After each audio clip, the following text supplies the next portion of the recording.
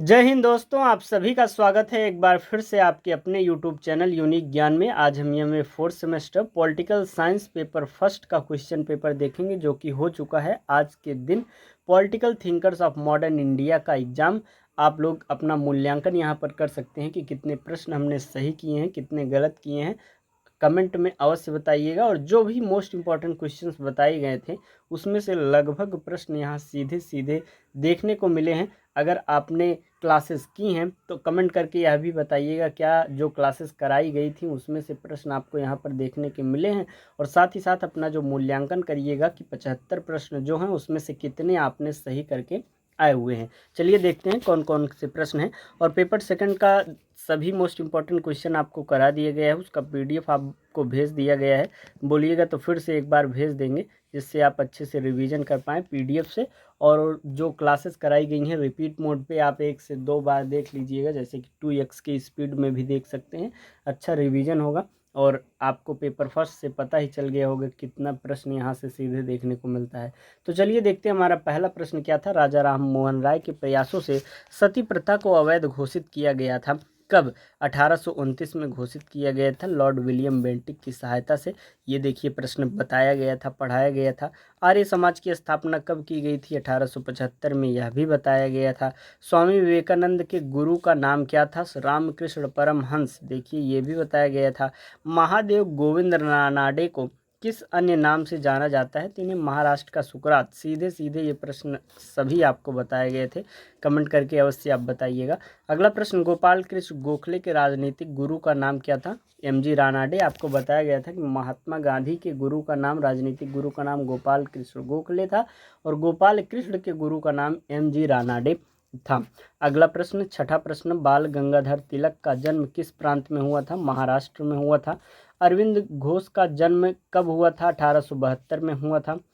आठवां प्रश्न है, गांधी जी का जन्म कहाँ हुआ था? पोरबंदर में हुआ था। अगला प्रश्न आपका है 9वां नंबर, सुभाष चंद्र बोस ने कांग्रेस से इस्तीफा देने के बाद किस दल की स्थापना की थी? फॉरवर्ड ब्लॉक की स्थापना की हुई थी। नेहरू जी को भारत रत्न से कब सम्मानित किया गया था? 1955 में नेहरू जी को भारत रत्न से सम्मानित किया गया था। अगला प्रश्न हमारा, BR अम्बेडकर जी ने PhD की उपाधि किस विश्वविद्यालय से की हुई थी? उन्होंने कोलंबिया से जो है PhD किया हुआ था।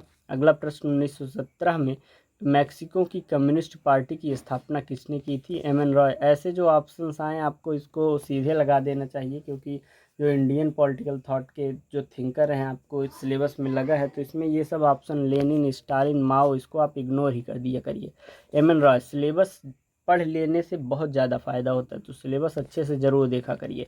13वां प्रश्न है, आचार्य नरेंद्र देव का जन्म कहाँ हुआ था? सीतापुर यूपी में हुआ था। अगला प्रश्न, राम मनोहर लोहिया ने 4 स्तंभ रूप किनका उल्लेख किया हुआ था? ग्राम मंडल प्रांत केंद्र का उल्लेख किया हुआ था। 15वां प्रश्न है, जयप्रकाश नारायण ने किस प्रकार के लोकतंत्र का समर्थन किया हुआ था? दल विहीन लोकतंत्र का समर्थन किया हुआ था। 16वां प्रश्न है, राजा राम मोहन राय को राजा की उपाधि किसने दी हुई थी? अकबर द्वितीय ने दी हुई थी।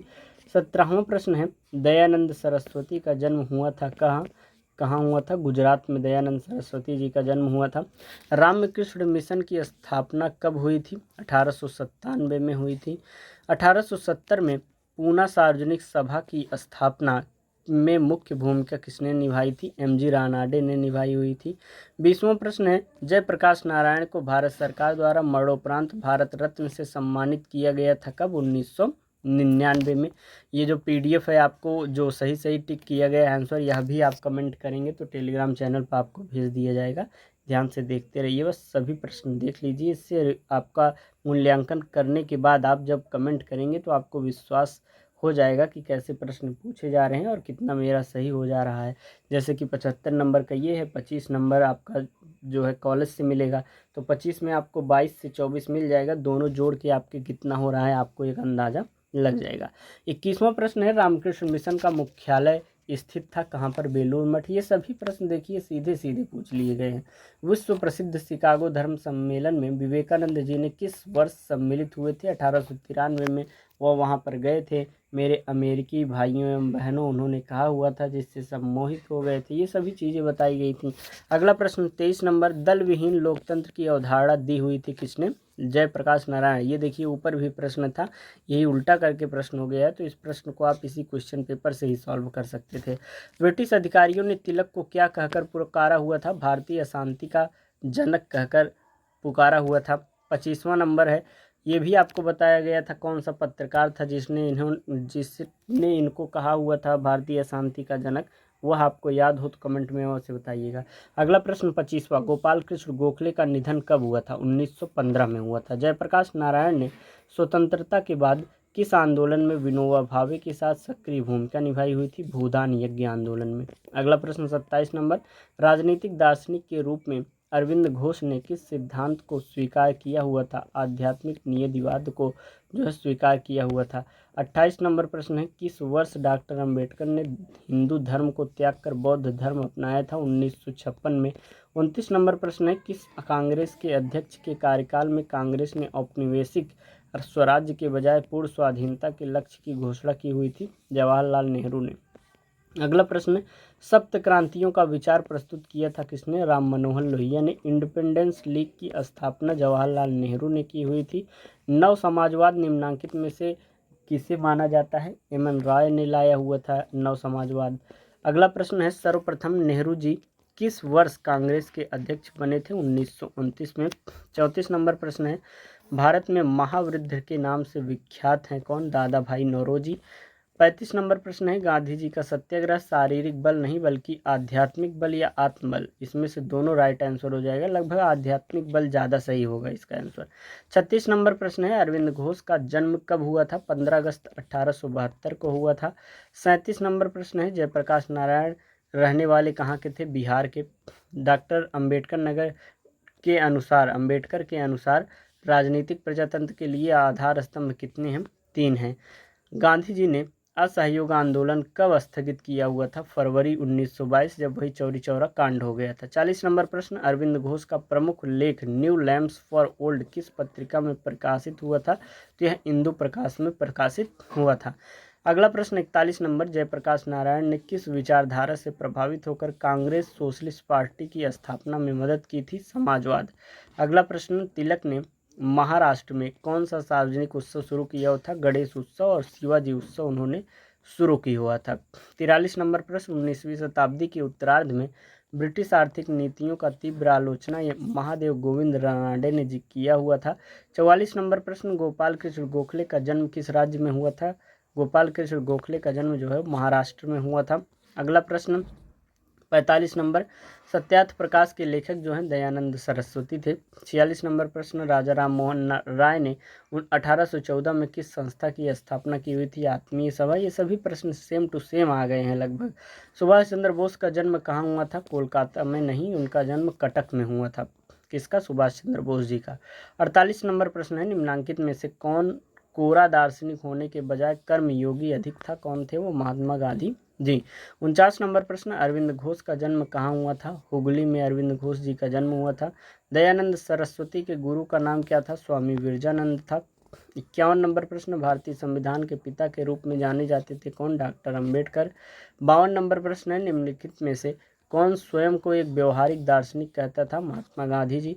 अगला प्रश्न 53 नंबर, समाजवाद तथा गांधीवाद में कौन सी समानता नहीं पाई जाती है? साधनों की शुद्धता जो है नहीं पाई जाती है। गांधीवाद जो है साध्य और साधन, उसमें दोनों की शुद्धता होना अनिवार्य है। 54 नंबर प्रश्न है, किस विचारक पर उसकी माता जी का सर्वाधिक प्रभाव था? गांधी जी के ऊपर माता जी का सर्वाधिक जो है प्रभाव था। स्वतंत्र भारत के प्रथम कानून मंत्री डॉक्टर भीमराव अंबेडकर जी थे। ICS परीक्षा में सुभाष चंद्र बोस की रैंक जो है चतुर्थ थी। अगला प्रश्न 57 नंबर, स्वामी विवेकानंद का निधन कब हुआ था? 1902 में स्वामी विवेकानंद जी का निधन हुआ था। गोपाल कृष्ण गोखले ने सर्वेंट्स ऑफ इंडिया सोसाइटी की स्थापना 1905 में की हुई थी। डिफेंस ऑफ इंडियन कल्चर के रचयिता महर्षि अरविंद घोष थे। 60 नंबर प्रश्न, सुभाष चंद्र बोस ने गांधी जी को पहली बार क्या कहकर संबोधित किया था? राष्ट्रपिता कहकर संबोधित किया था। जयप्रकाश नारायण ने संपूर्ण क्रांति का नारा दिया हुआ था 1974 में दिया हुआ था। 61 के बाद 62 नंबर प्रश्न है, 1947 में उत्तर प्रदेश सरकार द्वारा गठित लिपि सुधार समिति के अध्यक्ष जो थे आचार्य नरेंद्र देव जी थे। 63 नंबर प्रश्न, गांधी जी ने अपने आश्रम की स्थापना साबरमती में की हुई थी। 64 नंबर प्रश्न है, गांधी जी के राज्य के संबंध में जो है वह अराजकतावादी थे। अगला प्रश्न 65 नंबर, जयप्रकाश नारायण का जन्म किस प्रांत में हुआ था? बिहार में जयप्रकाश नारायण का जन्म हुआ था और वहीं पर वह रहते भी थे। दोनों प्रश्न पूछा गया आपके क्वेश्चन पेपर में। जयप्रकाश नारायण ने निम्नलिखित में से किस विश्वविद्यालय में अध्ययन नहीं किया था? उन्होंने हार्वर्ड में विश्वविद्यालय में अध्ययन नहीं किया हुआ था। अगला प्रश्न 67 नंबर, निम्न में से किसको आधुनिक मनु की संज्ञा दी गई थी? डॉक्टर अंबेडकर को। अगला प्रश्न 68 नंबर, जॉन रस्किन का प्रभाव निम्नांकित में से किस पर अधिक था? महात्मा गांधी पर इनका प्रभाव अधिक था। 69 नंबर प्रश्न है, ग्राम व्यवस्था में के संचालन के लिए जयप्रकाश नारायण ने व्यवस्था दी हुई थी सहकारी समितियों की। 70 नंबर पर आपका प्रश्न है, गोपाल कृष्ण गोखले को अन्य नाम से जाना जाता था, उन्हें भारत का ग्लैडस्टोन कहा जाता था। अगला प्रश्न है, जयप्रकाश नारायण का जन्म 1902 में हुआ था। और 72 नंबर प्रश्न, आचार्य नरेंद्र देव के बचपन का नाम जो है अविनाशी लाल था। और 73 नंबर प्रश्न है, संविधान सभा के प्रारूप समिति के अध्यक्ष जो थे BR अम्बेडकर, भीमराव अम्बेडकर जी थे। 74 नंबर प्रश्न, दयानंद सरस्वती जी का निधन कब हुआ था? 1883 में उनका निधन हुआ था। और 74 के बाद 75 लास्ट क्वेश्चन आपका है, जयप्रकाश नारायण को किस लोकप्रिय नाम से जाना जाता है? तो उन्हें लोक नायक जाना जाता है। इस प्रकार से पूरा क्वेश्चन पेपर हमने आपका हल करा दिया। कितने प्रश्न आपके सही हैं कमेंट में अवश्य बताइएगा। और यहाँ से प्रश्न आपने देखे हुए थे क्या? वहाँ से सीधे सीधे सभी प्रश्न पूछे गए हैं। नेक्स्ट आपका कौन सा एग्जाम जो है, कोर्स टाइटल क्या है, उसके इंपॉर्टेंट क्वेश्चन एक पेपर का बता दिया गया है। उसमें एक इलेक्टिव था, उसका नहीं बताया गया है। तो आपका बताइए, ज़्यादा लोगों को ज़रूरत हो, ज़्यादा लोग उसमें जो है वह कोर्स टाइटल लिए हों तो उसका भी करा दिया जाएगा। अच्छे से आपका रिवीजन और बढ़िया आपका वहाँ से प्रश्न देखने को मिल जाएंगे। चैनल पर बने रहिए, दोस्तों के पास भी शेयर कर दीजिए, अपना अंक चेक कर लें।